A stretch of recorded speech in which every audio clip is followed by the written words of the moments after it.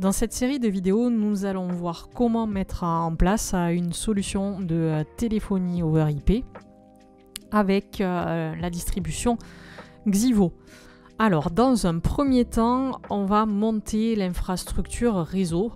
Donc, ce qu'on va avoir besoin de mettre en place, c'est un serveur DHCP qui nous permettra de donner des configurations IP à nos clients de téléphonie. Donc, que ce soit des clients connectés en filaire sur un switch. Alors, c'est un switch PoE, Power over Ethernet, qui va nous permettre d'alimenter des téléphones IP des SNOM D715. Et donc, ce serveur DHCP va donc alimenter nos clients filaires, mais également des clients qui vont se connecter en Wi-Fi. Donc, pour monter un serveur DHCP, j'avais déjà fait une petite vidéo là-dessus, donc je vous laisse aller la voir pour savoir comment on va s'y prendre. Ici, j'ai mon serveur DHCP qui est là. On va aller voir la configuration du fichier dhcpd.conf. Et donc, ici, on voit que j'ai un réseau en 172.16.0.0 avec un masque de 2 x 255. Je vais avoir une plage, une étendue de 50 à 200, de 172.16.0.50 à 172.16.0.200. J'ai un routeur qui est le 172.16.0.254. Donc ça va être celui-là. Et je vais avoir un DNS qui est 4x8. C'est le DNS de Google. Ensuite, je suis connecté ici sur cette machine virtuelle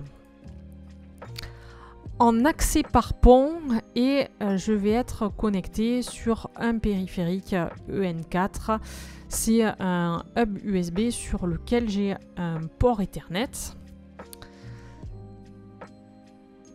Alors, toutes les machines virtuelles du coup seront avec ce mode d'accès réseau par pont sur cette interface-là. Donc ici, on peut voir que je vais avoir sur ce réseau un poste d'administration, c'est ma machine physique. Et on voit que cette machine physique, elle a récupéré ici une adresse en .54, que son routeur, c'est bien le 254 qui avait été configuré ici, et le DNS en 4x8. Donc, on a bien récupéré ici les paramétrages qui nous ont été envoyés par le serveur DHCP. Concernant maintenant la configuration du point d'accès, donc je vous ai dit que son adresse IP c'était la 172.16.0.10. C'est avec cette adresse IP que je vais venir sur une interface de configuration via une interface graphique web. Donc ici je suis sur un navigateur, j'ai tapé l'adresse IP de mon point d'accès, il me demande le mot de passe.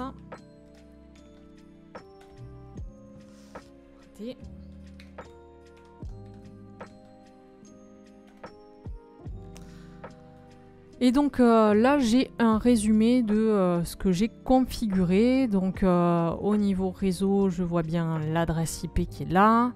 Et ensuite au niveau Wi-Fi, j'ai donc les deux réseaux Wi-Fi, le 2.4 GHz et le 5 GHz de configurer avec le même SSID pour les deux. Et le même mot de passe, on est sur du WPA2PSK.